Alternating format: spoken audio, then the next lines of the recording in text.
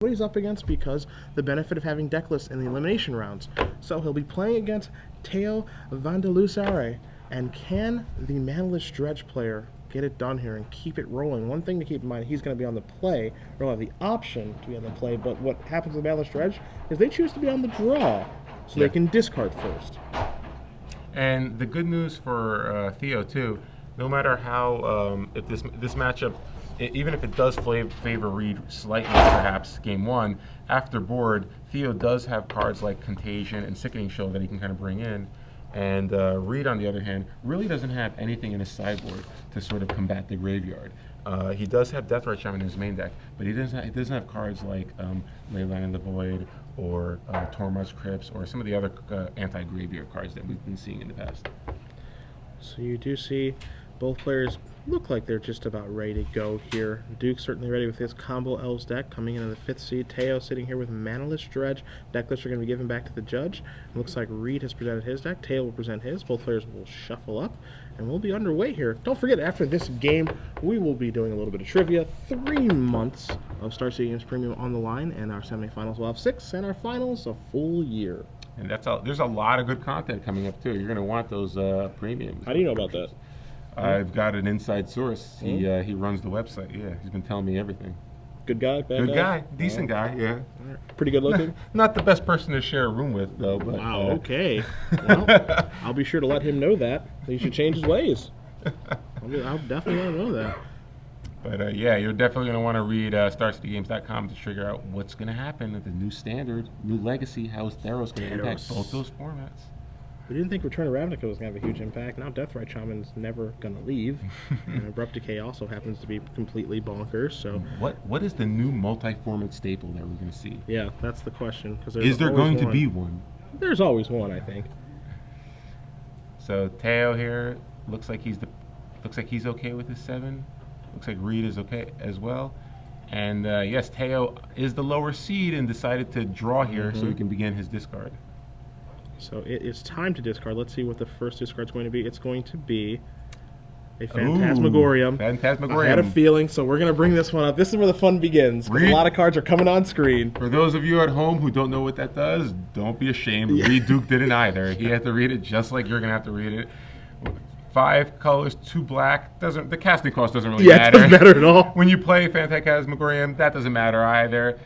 Basically, whenever it's in your graveyard, you can discard 3 cards to return it from your graveyard to your hand, and that's basically the way that this deck sort of starts its dredge engine. And the interesting thing, too, is that what you can do with this card, because most of the Manaless Dredge deck, they want all of their cards in the graveyard, so what ends up happening is you can activate the discard 3, you can respond to it by using it again. To discard your hand, and obviously Phantasmagorium back to your hand, but the damage is done at that point. You've got all your cards in the graveyard, your Dredgers, your Bridge from Belows, your, dare I say, Nether Traders. I can't believe I actually said that. Nether Shadows, all that stuff. But Duke is going to say, hey, in I go with Deathrite Shaman. Wow, so not gonna leave that up. Here you go. Okay, I take it back. So there is that, and he's going to play a Heritage Druid. Wow. Oh my, what is going on here? He's going crazy. He's going to play an Elvish Visionary too.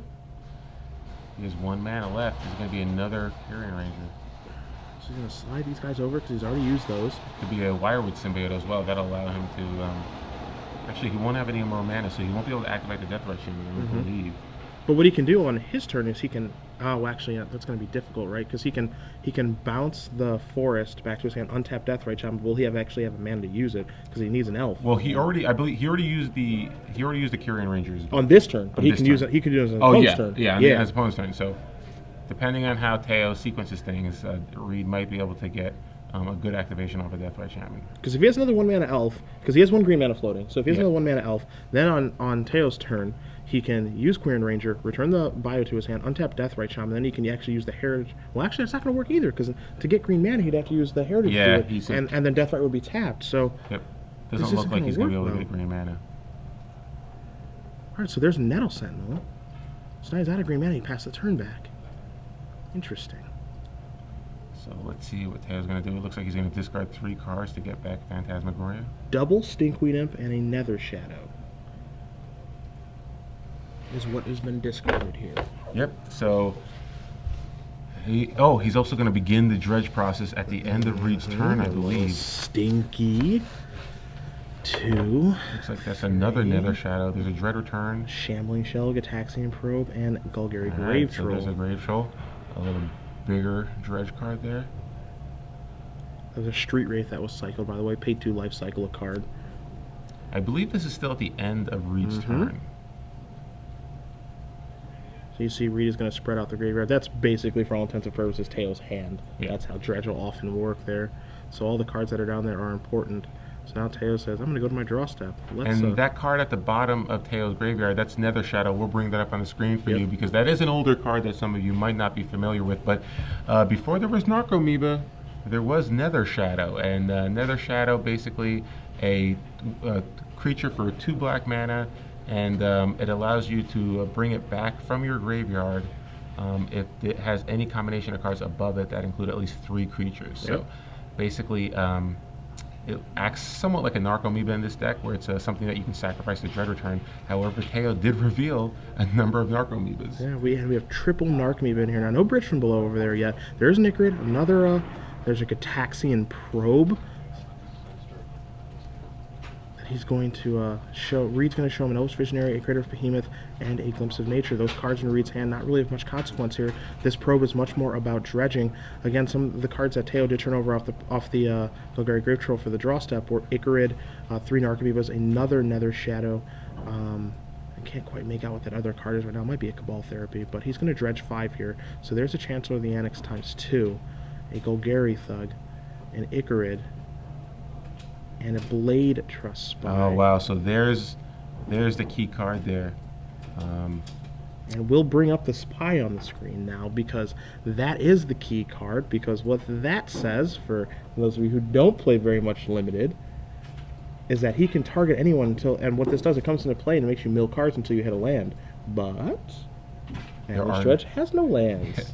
So I believe Theo can sacrifice the 3 Narcomoebas. Theo does have a Bridge from Below in his graveyard. It's the new art from Modern from Modern Masters. That's why I'm always looking for the old future shifted art, but it's the new art here. So what's going to happen is 3 triggers. You're going to get 3 Sam Black tokens coming into play from the Bridge. Dread Return is likely going to target the Blade Trust spot. And here's that. So Balustrade Spy comes into play. It's going to basically mill over into Theo's entire graveyard, entire library into his graveyard. He does have 1 Narcomoeba left in his deck, so that will get triggered and enter play. And I believe he also has, he's going to hit all his Bridge from Belows. He does have a Flayer of the Hatebound in his deck. That's basically the way he kills his opponent.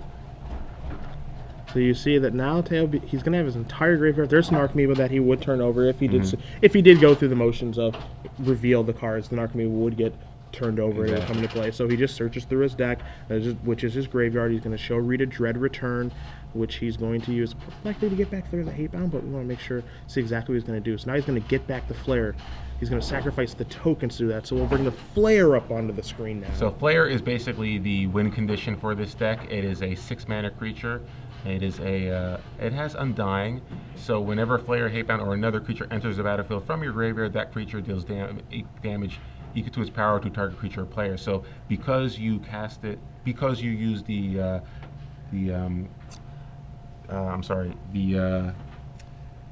Dread Return to actually get it back into play, it deals 4 damage to Reid, and then you can start comboing off and casting all the other Dread Returns and just dealing more and more damage. So what exactly happens here is that Theo is going to cast a Dread Return. He's going to return something, but what's going to happen is that all these tokens are going to come into play from Bridge from Below, from the creatures he sacrifices. He's going to get a bunch of triggers, a bunch of 2/2s are going to come into play. Those Flare triggers are going to happen. Those are going to all go upstairs, a bunch of that. And then Golgari Grave Troll is going to come in. It's going to check the number of creatures in the graveyard, and then he's going to fire away with that as well. And that's going to be a huge punch in the face too. So basically what we're seeing here is a very convoluted way to kill someone on turn 2. Yeah. We're using a lot of words and trying to explain it, but yeah, so Reid Duke has essentially died on the second turn of the game. When his opponent chose to draw. Yes, where he willingly drew, and Theo is going to win game number 1 here against Reid Duke on his birthday. I don't care if you're 24 or not. You're down on turn 2, man. This is my tournament to win with Manless Dredge, as we are going to bring it back in the booth now. 24 years just to lose on turn 2. We'll bring it back in the booth here because it is trivia time, and I mean, I know what I'm going to ask because this is going to be a trivia question about this ridiculous Manaless Dredge deck. I'd be remiss if I didn't ask one. But for those who've never played before, very simply, I'm going to ask you guys a question. You're going to hashtag your answer on Twitter with the hashtag of SCG Premium, and we will announce the winner of this at the conclusion of the quarterfinals. So again, it's about accuracy, not speed. And the question is going to be a toss-up. It's going to be super easy for you guys. Within Theo's Manaless Dredge deck, he has a 6-mana red creature that he just used to kill Reid Duke. And if you can name that creature that Manaless Dredge used to kill the opponent all in one turn, hashtag your answer with the hashtag of SCG Premium on Twitter. And again, we will select one winner from the people who do get this answer correct. So it is about accuracy, not speed, at the conclusion of the quarterfinals. This deck is sweet. The hint is it's not Rorix. It's not Rorix. That's nice of you. It's That's not, the only it's hint not you'll Terrox Bladewing either. We'll each give you one.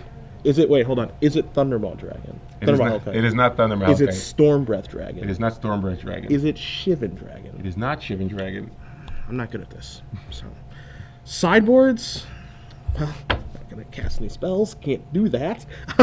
As far as mana is concerned, so you take a look at the sideboard here for Theo. You're gonna find a bunch of cards that you can basically play for free. God, I love this deck. 4 Mindbreak Traps for your combo matchup, 4 Leyline of Sanctity as well. Then he's got 4 Contagion, 1 Cabal Therapy, and 2 Sickening Shoals. Of these cards, I think Contagion's the ones who want to come in against the Elf deck. Yeah, he's got 4 copies of Chancellor of the Annex, and I don't really think that's a card that he needs in this matchup necessarily. But then again, if you're able to get into play, maybe you can Reid will stumble. But I think in general, Chancellor of the Annex is probably weaker than Contagion in this particular matchup. I think the Sickening Shoal, too. In general, Sickening Shoal is probably more against a deck like Death and Taxes or Maverick, as a way to deal with cards like Scavenging Ooze and the like. But the card I definitely think is going to bring is Contagion, because it can kill a lot of the mana elves. It also is a way to deal with Death Right Shaman. Yeah, it's a fantastic sideboard card for this deck, and assuming he brings it in, we will certainly bring that up on the screen for you guys so you can review it at home. It does a little -1 counteraction. I think it's an Alliances card. Yes, it is. It's part of that cycle, right, with Bounty of the Hunt and the rest of those cards. Very, very old school card. Hey, we're not that old. We don't know the whole cycle. I know. Yeah, this feels good. This feels good. Reid Duke. What can he do to sideboard and help himself? You see a Scavenging Ooze, that one's pretty easy to bring in. Kusali Pridemate's not going to help much here, nor are the Abrupt Decays, nor the Mindbreak Traps. Progenitus, they can't provide a clock, but it's certainly a slow one. You've got 3 Cabal Therapies. Theo would like every card in his hand in his graveyard, so that's not really going to help. Same with those Thoughtseizes. And then the Natural Order, which is kind of slow, but he might want another one of those to get to the Critter of Behemoth kill quicker. That could be the thought process there. And this was basically the concern that Reid must have had going into this match, because again, we've seen this before in Legacy. Because of the variety of decks out there, you really can't be prepared for every combination that you might have to play against. So you're going to have to hedge your bet and just try to hope to dodge certain decks. And based on his configuration, he doesn't have a lot of cards in his sideboard to deal with decks like Dredge or Manaless Dredge in this instance. So definitely going to be interesting to see what he does here. I'm with you, though. He doesn't really have much beyond Scavenging Ooze, and maybe just a Natural Order just to get that Scavenging Ooze. We do have an update here for you guys between the Bryant Cook and a Jim Davis match. Now, you and I certainly expect Bryant to be able to win, and apparently during Game 1, Cook kept a no-lander. Cocky. I like it. He ended up comboing on turn 3, made 22 goblins via Empty the Warrens, but while going off, he had to Ad Nauseam, and he had to flip multiple times on 2 life. Wow. To go off. So he almost killed himself via Ad Nauseam, but was able to get there, make 22 goblins, and Davis clearly cannot put together a Goblin Sharpshooter with Haster at all, and ended up dying to the goblins. A fitting end for the goblin player. Fitting end. Yeah. Beating goblins. I think Cook was just trying to win with style. Yeah, trying to goad him. I feel like this matchup is so good that I'm going to risk losing several times and then beat you with your own creature archetype. In several different ways. Oh boy. Well, we figured he would win Game 1. I didn't think it was going to go down like that, but he is up a game. As Bryant Cook, your 1 seed in this tournament. I think the player in the top 8 that no one really has very much interest in playing against, the skilled Epic Storm pilot. As you see, Duke is done reviewing the sideboards here. Theo is shuffling up. Now, one of the things that actually ends up happening in this matchup too, Osip, is Manaless Dredge wants to be on the draw, so they can discard first, so you actually put them on the play, so that you delay basically the advantage of the deck. And now, it's very rare for this deck to mulligan because they can't really afford to. But yeah, if you're able to put them on the play, at least slows them down a little bit. Yeah, so they went on turn 3 as opposed to turn 2. Correct. Yeah. Correct. Yeah. So yeah, given the way it plays out, if Teo's actually on the play, he's forced to just pass, do nothing. Reid can go Deathrite Shaman, and at that point, Theo can discard the Phantasmagoria if he has it, and Reid can try to actually just go untap, land another mana creature, and maybe pass the turn back and try to do some Deathrite Shaman shenanigans. See, it's super funny because like Phantasmagoria, like, you know, when you're playing a dredge deck, you often want to put Golgari Gravetroll in the graveyard or Snake Queen up in the graveyard. But I think the ultimate discard on turn 1, if you had preference, is Phantasmagoria in this deck. Yeah. Because it just turns on everything, assuming that you do have a dredge card, and lets you go absolutely bonkers as we saw in that game for Theo. Now, let me ask you though, given how this game played out, do you think that Reid should have just played the Kieran Ranger, untapped Deathrite Shaman, played the land, and passed back? Possibly. I mean, what may have ended up happening though is Theo had a Street Wraith, so if Reid ever like made a move with Deathrite Shaman, maybe he was trying to take care of a dredger. He would have Theo would have been able to just cycle. Oh no, I totally agree. I think given the way the game played out, I don't think there was much Reid can do. Even if he takes that line, Teo's probably just going to end up making a bunch of zombies. Maybe he won't win with the Flayer. Okay. But he's still going to end up making a bunch of zombies and just killing Reid that way. Gotcha. However, I wonder whether or not Reid took that line because, one, he thought Theo just couldn't go off that fast, or maybe he's just unfamiliar with this particular brand of dredge. Sure, and I think many people are unfamiliar with this brand of dredge. You know, it's just not a very commonly played deck. We'll take a look at some updates really quick for you guys as well, very quickly before we start this second game. Brian Brondwin up a game with a Sneak and Show deck over Jacob Lindy playing Maverick, so that's your 7 versus 2 matchup. And then Sean Tappan with Reanimator up a game over Tom Hertfelder playing Dead Guy Ale, which we're pretty sure was going to happen. It's going to be difficult. It looks like all the combo decks are up a game. It looks like Storm, Manaless Dredge, Reanimator, and Show and Tell. Legacy, baby. Legacy combo decks. Uh-oh, Chancellor of the Annex has shown up to the party. It's time to put that one up on the screen for you guys at home. I love the fact that we have to bring up all these cards. And Reid chose to let Theo play first. Yep. So Chancellor's going to come in, and there's a lot of text in this card, but basically all this says is that you can reveal it from your opening hand, and basically the first spell the opponent plays, they have to pay 1 more for. So he's basically going to blank Reid's first turn, which works out well for Theo because he wanted to be on the draw anyway. Yep. So pretty good situation for Theo right here. So, you know, the thought process here is, you know, Reid can basically throw an elf away, but what he can't do is play a turn 1 Deathrite Shaman. Yep. And that's I don't think that's the exact reason it's in the deck, but it certainly doesn't hurt. No, it doesn't hurt. It makes life difficult on Dukes. Now he has to consider, what can I do about this? Because here's the thing, if he waits until turn 2, this effect takes place the entire game until he plays his first spell. Yes. So if he waits and plays Deathrite Shaman on turn 2, he's going to have to pay 2 mana for it, 1 for its casting cost and 1 for the Force Spike. He's just going to play Dryad Arbor and pass the turn back. So here we see, looks like Theo's going to draw for the turn, and I expect him just to discard. It looks like he did board in the Contagions, so I'm not sure what he boarded out for the Contagions, but he does. It looks like he has them in his hand, which actually pretty good against Dryad Arbor. Yeah. Allows him to put multiple -1/-1 counters on any number of creatures he chooses by pitching a black card, I believe. Really bad movie, though. really Actually, not very good. I like Contagion. Yeah, I thought it was that's just one of those HBO classics. yeah, it makes I'll watch it whenever it's on. You see, Teo's going to discard a Golgari Thug, so that's his dredger that he has so far. So it'd be great here if Reid is able to go Forest, or even better, Gaia's Cradle, Deathrite Shaman, pay the 1 go. Theo can actually discard Contagion, deal with the Dryad Arbor and the Deathrite Shaman. And then the Cradle's off. And then the Cradle would be off. So that would be a great turn for Theo. But you're a cruel human. So it's his birthday. He's gone. Yeah, I think Reid just gave up. He's gone. Decided to leave. Doesn't want to. Yeah. Reid just has a question for the judge. You wanted to step away from the table. It's your fault. Yeah, Teo's kind of wondering what's going on. Well, the fact is, Theo, you're playing a very complicated deck. So Reid has some questions. Yeah. To be fair, this can't be the first time this has happened today, right? For one of Teo's opponents, where Teo's opponents probably have like, how does this work? Yeah. What's happening? Theo, I don't understand. You're playing a deck with a number of rares that are in the junk rare box that people kind of gloss over. Yeah. So it's natural for them to ask questions. But you put them together. It's unstoppable. Reid Duke. Round two. Hey, this ain't the World Championships, Listen, baby. Reid Duke is one of the best Magic players in the world against decks that he understands. This he plays on Moto a lot, but this is probably not a deck that he's played against a lot. I don't think so. It's gonna be tough.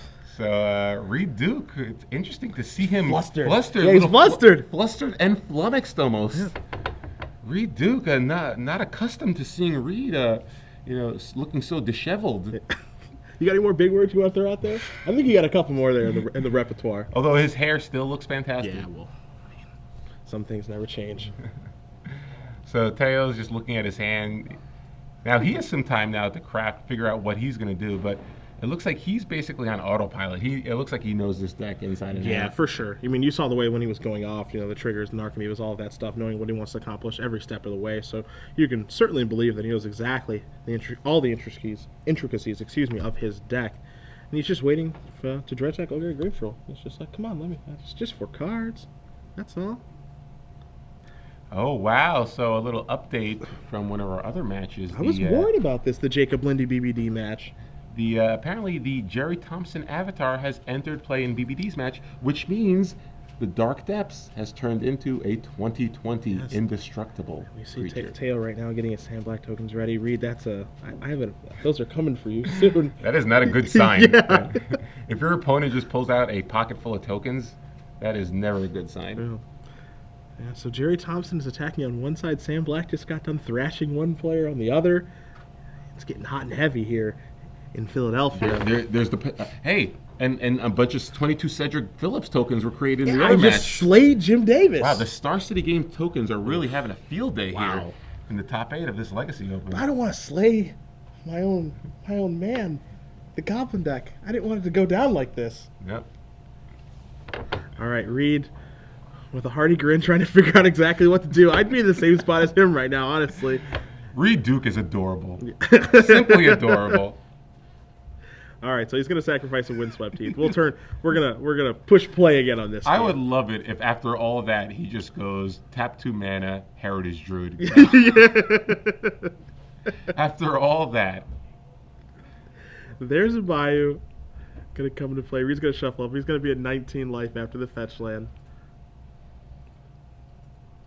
All right. So yeah, that Chancellor of Annex is still live. It's so funny how annoying that card is and how it's so bad after turn 1. Yeah, but it like is. it's super annoying So- after on turn 1.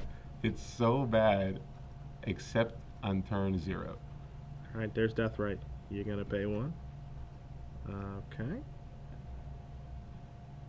And We get a quick update here as well. We're going to see Reid pay the And 1 for there the he goes. Deathrite Shaman. Bryant Cook manages to ritual through a Thalia against Jim Davis, and Jim Mindbreak traps him.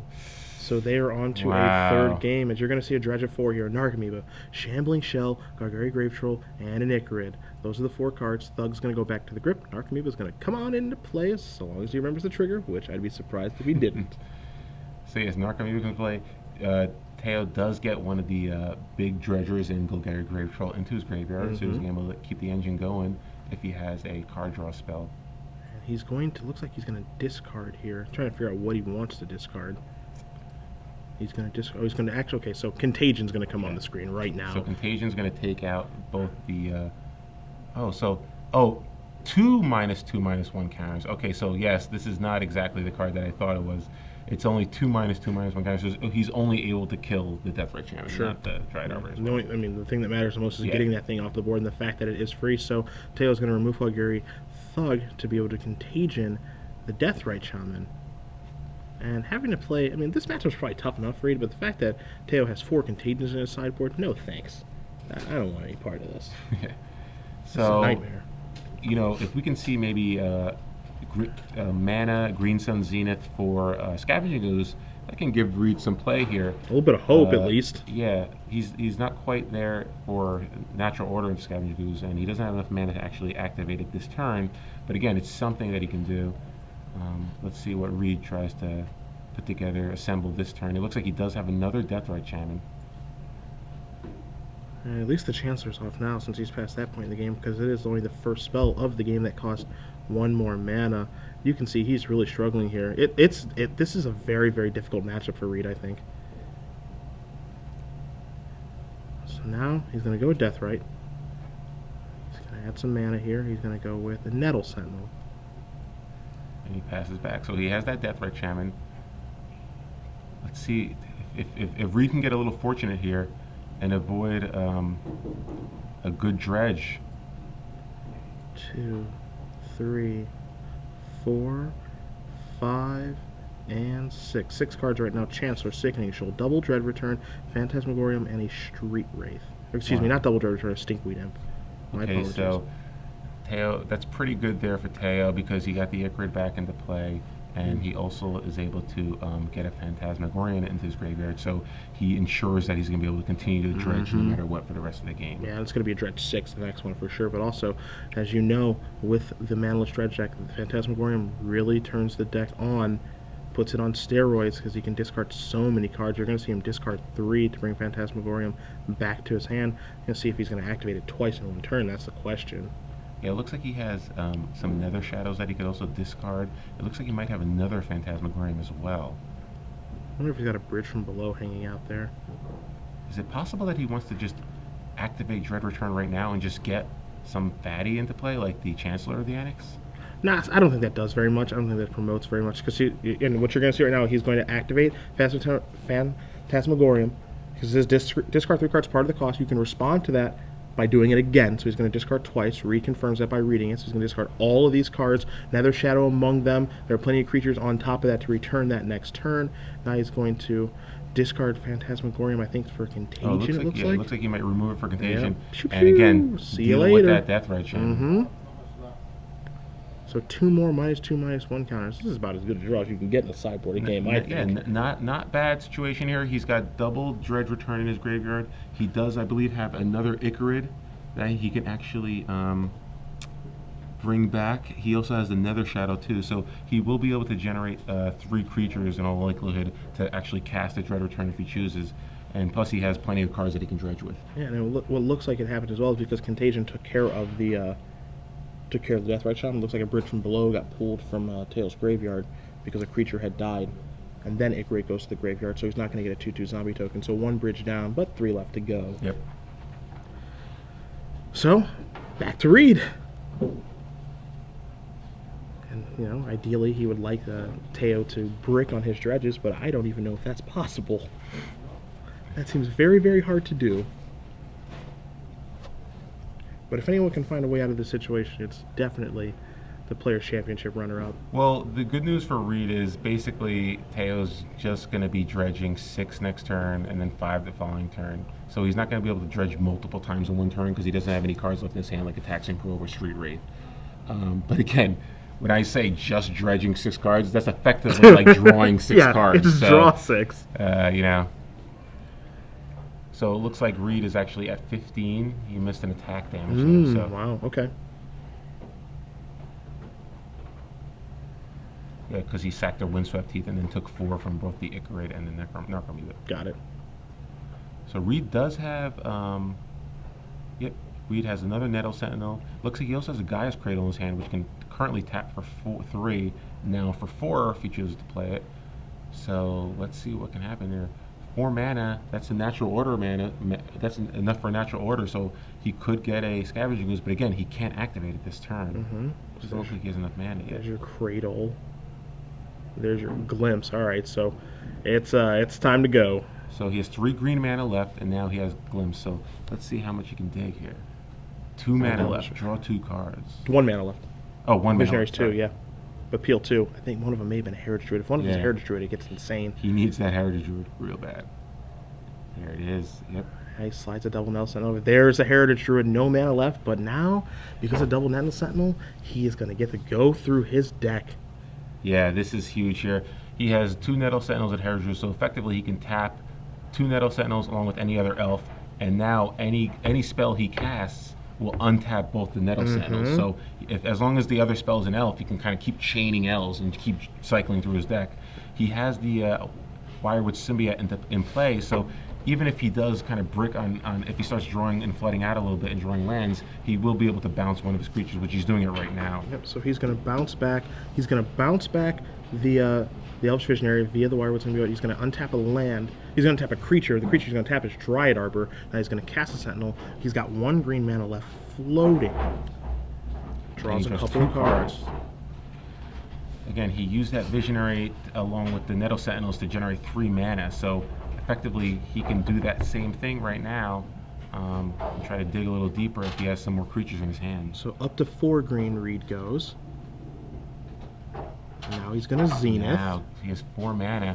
Green Sun Zenith can get Scavenging Ooze. See what he's Zenith's for. See how much the Zenith is going to be for. Oh, so X is 1. So it's going to leave him with 2 green mana. It might be searching for another settled. So I think he's probably just going to try to combo off here. Yeah. He can probably go for Kieran Ranger perhaps. Yeah, he might just go for another Wirewood Symbiote. Yeah, he could go for another Symbiote. He could go for another Nettle Sentinel too. And just every spell that he plays generates him just a ridiculous amount of mana. Well, I think he wants to ensure they can kind of keep going. So I think if you get the Wirewood Symbiote, you kind of want to bounce that Elvish Visionary. And just make sure that you can keep going. Exactly. Okay. So he's got 2 green mana floating right now. Yeah, because even the Scavenging Ooze isn't really going to do that much now. No, I think we're off the Ooze plan. Yeah, I think we're on the kill you plan. Yeah. I don't think Reid wants to play another turn this game. Let's get a Craterhoof Behemoth and just blow you out. Yeah. I think that's the plan there. And he does have creatures that can attack this turn. I think it's just a Nettle Sentinel. Yeah, so he can Dryad Arbor too. He can tap the Dryad Arbor for mana, then return. Actually, no. He probably just he taps the Dryad Arbor for mana, returns the Elvish Visionary to his hand, replays it, taps Heritage Druid Nettle Sentinels for 3 mana, then replays it to untap the Nettle Sentinels. So he's going to have plenty of mana to work. Yeah, mana is not going to be an issue. It looks like he might just need cards. Yeah, it's really at the point here where he doesn't want to start flooding out. Like, he doesn't want to keep drawing non-creature spells. It'd be bad if he drew Behemoths, too. Because he needs a natural order into him. That's the thing. I mean, he might have enough mana to hardcast one. That's a possibility. Yeah, it depends on how many cheap creatures he's able to draw. And again, Reid has plenty of cheap creatures in his deck, so... So Duke is going to go up to 5 green mana. He's going to tap the Dryad Arbor. He's going to have 6 green mana now. So 6 mana, return. Yeah. Oh. So he's going to signify that he's using the Wirewood Symbiote to untap the Dryad Arbor, return the Elvish Visionary to my hand, recast it. Down to 4. Glimpse trigger, Elvish Visionary trigger on the stack. Nettle Sentinels untapped. Now I'm going to draw 2 cards, one off the Glimpse, one off the Visionary. Should we keep track of the Storm too? I don't think Storm's going to be relevant in this match, Cedric. Thank God. So 4 green mana left, and he's got access to that Dryad Arbor. So now we're going to go up. We're going to go up. And it's funny because Theo was doing all this stuff early on. You kind of forget that. Oh yeah, that's right. Reid is kind of a combo deck too. So Reid just casts Behemoth. Yeah. Red zone. Reid knows that one of his Nettle Sentinels. He's got a bunch of triggers here. So how big? It looks like it's 21 points of damage. Yeah, jeez, wow, unreal. Reid Duke. He overcame 2 contagions that game. He overcame 2 contagions. Overcame the Chancellor for 0, which basically stopped his turn. So yeah, Reid Duke managed to. Thanks to a timely Gaia's Cradle draw, really was able to propel right into the win right there. So impressive win there for Reid. Reid likely going to be on the play now in Game 3 because it's Theo's choice, and we know that Theo likes to draw first. Yep, so that's what his deck does want to do. We got a quick update for you guys really quickly. Sean Tappin, Reanimator, defeats Tom Hertfelder 2-0. Not a terrible shock there. I think it was I think it was very, very favorable for Tappin. So he's going to be playing the winner of the Brian Bronwyn Jacob Lindy match. I think those guys are in game number 3. I think Jerry Thompson, being 2020, was good enough to take game number 2 down. I'm wrong, which is awesome. So Jerry Thompson being an Avatar token, not good enough to take it down. BBD wins 2-0 through the breach. Oh my goodness. BBD was able to use a through the breach, put a Grizzlebrand in to block the 2020 for a turn, probably draw a boatload of cards, and then kill him on the next turn or something of that nature. But either way, at 2020, not good enough. BBD on to the semis. So much for that Jerry Thompson token. It's the last we'll see of that. Should have just made the GOAT. So both players reviewing the opponent's deck list right now, just making sure that their sideboard plans are correct. Reid has a little more information.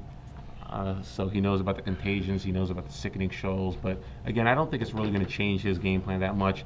I think Reid's game plan just has to be try to go off as fast as possible. He is on the play too. Don't care about the graveyard manipulation as much, just try to go off as fast as possible. I mean, even we were kind of thinking, oh, can he go for Scavenge Goes here and trying to, it's like, oh wait, no, he can just win, you know? Yeah, yeah. Reid's deck can be very quick. So I think Reid has just to focus on trying to go off as fast as possible. And, you know, maybe Theo, the speed in which Theo was able to go off in game 1 was just an anomaly.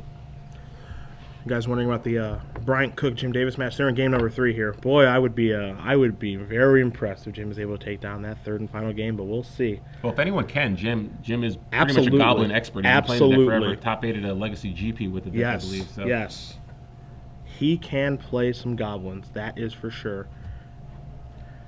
So, Theo, and thinking back to the first game that Theo won, you know, this deck obviously can do pretty abusive things, but it really came down to him being able to dredge multiple times in one turn. So if he doesn't have those hands where he has Gitaxian Probe and Street Wraith, I'm not sure he's as fast as Reid's deck can be. You know? Yeah, no, I agree. It really comes down to him being able to dredge multiple times in one turn. It's just super crazy to me that game he was able to. I felt like he dredged really well, hitting a Phantasmagorium, you know, hitting a Golgari Grave Troll, all that stuff, and had 2 Contagions to take care of 2 Deathrite Shamans. Yeah. And wasn't able to win. That's crazy. Well, there's really not. The thing is, he's not able to do that much if he doesn't hit, like, Dread Return, my Baltrum Spy. You know? If he hits those cards, then he can go really quick. Yeah. But in order to dig to that, he needs to dredge multiple times within a turn. Sure. And, you know, there is a good chance that he can get to that. But in game 1, he did have a Gitaxian Probe, he did have a Street Wraith, so I think that's kind of why we were able to see him go off so quickly. Gotcha. Whereas in game 2, he didn't have those cards, so he's forced to have to just dredge normally each turn. Sure. And Reid's deck is just a little faster in those situations. Either way, Duke going to be on the play because Theo's going to put him there for game 3. And we'll see what's going to happen here. It's been a really, really good match so far. Got 2 just... This is Legacy, my friend. This is Legacy. Just 2 crazy, crazy decks just battling it out. And as you mentioned, we've got 2 unfair decks through already in Reanimator and Sneak and Show. No fair stuff here. It's certainly no Painter's Servant and Blood Moons. Get that weak stuff out of here. This is abusive decks that do crazy things and make people not want to play Magic anymore. I have no interest in playing more than 2 or 3 turns. I love it. Looks like Theo's going to keep. You can't mulligan. You can't mulligan. Yeah. All right, the Duke. And, ooh, Thoughtseize. I like this. I like this I a love lot. this. It's going to take you a little while to discard, buddy. Yeah, you're not discarding this turn. All right, so here's the hand. We got a Golgari Grave Troll. We see a Stinkweed Imp, an Ichorid, a Cabal Therapy, a Gitaxian Probe, actually 2 Stinkweed Imps, and the Narcomoeba. I like taking the Gitaxian Probe. I do too. Stops a dredge. Like we said, I think that's the key thing. You don't want to let him dredge multiple times in one turn. So yeah, I like getting rid of the Gitaxian Probe. The rest of the cards I don't really think are relevant. I love that this delays the draw discard plan of Theo too. Oh yeah, it's such a smart move on Reid's part. I love it. Bringing in, if your opponent's plan is to just discard, then why not make it harder for them to have to discard? I absolutely love it. Contagion the draw step. Did not know about that one. That could be important. As Duke is going to untap and he's going to draw a card. So let's see. A second Thoughtseize to get rid of the Contagion. No. And then Deathrite Shaman would be the stone. Boy, if Reid has that, Reid my Duke. goodness. Reid Duke cracked the code on how to beat this Manaless Dredge deck. He did it on the fly, that's for sure. Did it on the fly. Never played against the deck before. Just said, oh, wait a second. This makes sense. He's going to take his time. Make sure he doesn't make any mistakes here.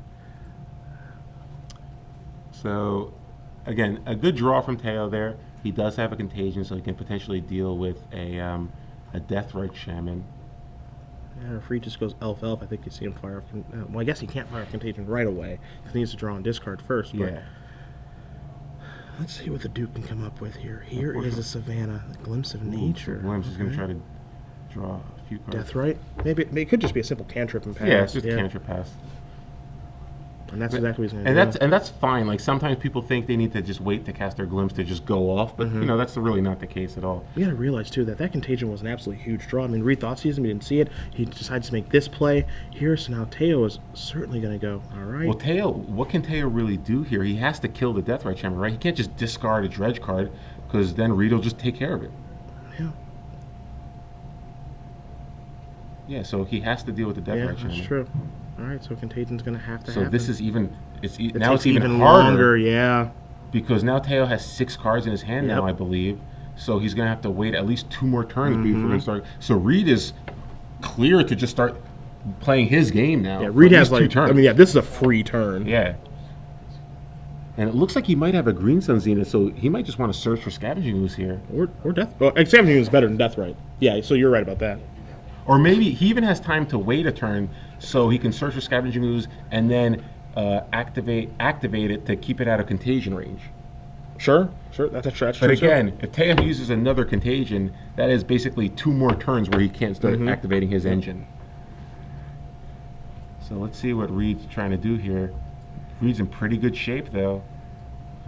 Theo just doesn't have a way to discard his cards to get the dredge enablers into the graveyard. Pretty gosh darn good shape now. Wow. Looks like Reid has a Wirewood Symbiote. Can't make out the other cards. Don't know how much mana he has, but it looks like he has a lot of action. A lot of decisions to make. Just running his hands through his glorious hair. Thinking about what to do here. Let's see. I love watching him play. Taking his time. It's just turn 1 Thoughtseize. So good. Yeah. I'm playing against a dredge player. Let me just bring in Thoughtseize. 3 mana.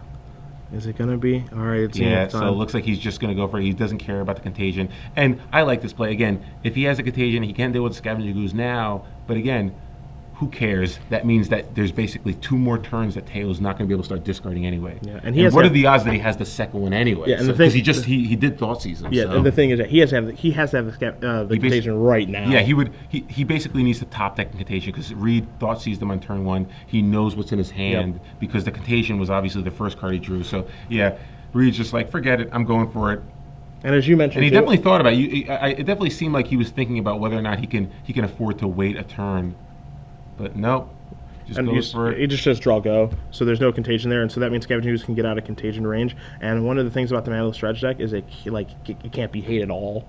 Yeah. Because how is he going to interact with Scavenging Ooze? He just can't. Once it's a 3/3. And we know he doesn't have a contagion here, or he would have used it. So just 1 activation of the Scavenging Ooze will keep it off of any top deck contagions. Although Theo does have Sickening Shoal, so Sickening Shoal isn't out. But again, that will make it very difficult for Theo to have to start discarding his dredge enablers. Yeah. So he could just start losing to the beatdown creatures. Boy, so Reid, he's going to play a Verdant Catacombs. He's going to get into the red zone here. He's only going to deal 2 points of damage. Could remove Scavenging Ooze, choosing not to. Let's see if he's going to do anything this turn. He's going to tap some manas. Here comes a Green Sun Zenith for 0. Yeah, and I like this. He's just ramping up. He just wants to get mana out there. He kind of knows that Scavenging Ooze is very difficult for Theo's deck to deal with. He's seen his list. He knows what to expect. So he's just getting mana out there, making sure he's going to have plenty of activations of that Scavenging Ooze. Could also be getting that Dried Arbor for the natural order to use for natural order. Maybe search for Creative Beam just to get the game over with in 1 fell swoop, so we don't have to play very many turns. Don't give Theo any extra draw steps here.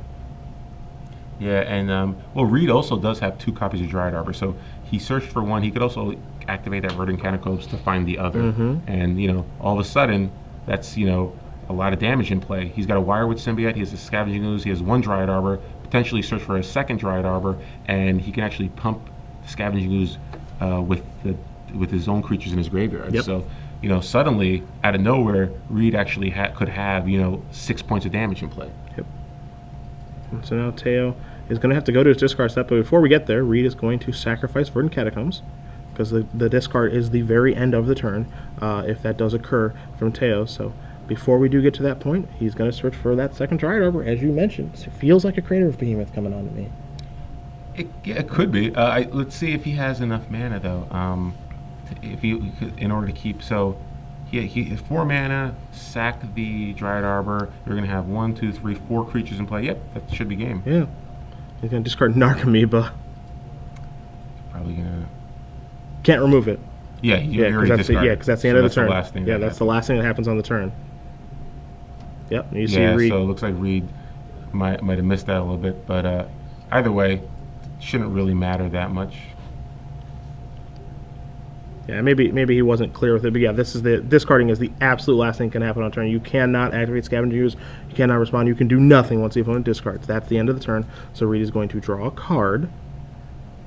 And again, still sitting perfectly fine because they're discarding a Narcomoeba, but that's... Yeah, I mean, Natural Order obviously wins him the game right here, but he doesn't really need it. No, he doesn't, that's the thing. I think if he just attacks with Scavenger Ooze, Wildwood Symbiote, Dryad Arbor, that is probably enough. Yep. Just leave those 3 mana up, and make sure you have enough to sort of activate Scavenger Ooze multiple times. But he's tapping 4 mana. And I know what that signifies. It looks like it's going to be Natural Order time. Well, it's definitely not Urnham Jin. Yeah. So, yep. Maybe he's thinking about Sickening Shoal. Does Theo have Sickening Shoal in response? But no, no response. Creative Behemoth is going to come into play. There are 4 green creatures in play, so it'll be, or 4 creatures in play, so everything is going to get +4/+4 and trample this turn. And that is 16, 21, 22, 23, 24. That is 25 points of damage. And by my math, that's more than 17, yes? Theo would go to -8. Okay. So Reid Duke here, all because of that Thoughtseize. Jeez, that Thoughtseize. That sweet, sweet Thoughtseize. Reid's going to turn everything sideways and says, Theo, do you have anything? He says, I got a handshake. That's it. Wow. Reid Duke. Reid Duke. That Thoughtseize was huge. Not only did it prevent Theo from discarding, but it got a Gataxian Probe, which prevented Theo from actually dredging twice in one turn, and which is what we talked about, how that is one of the ways Theo's deck can actually go off faster. So great job by Reid Duke there. Wins the game 2-1. You know, game 1, I think he kind of got caught by surprise in terms of how aggressive, how quickly that deck can win. Yep. But, you know, Reid's brain started cranking. He started figuring out the code and figuring out what he needs to do to win. And sure enough, he figured it out and was able to win the last two games. A really game effort there by Theo van Doosselaere, but Duke figured out, he cracked the code. Cracked the code. Said, and Elves will be moving on. We'll see who's going to be facing, because I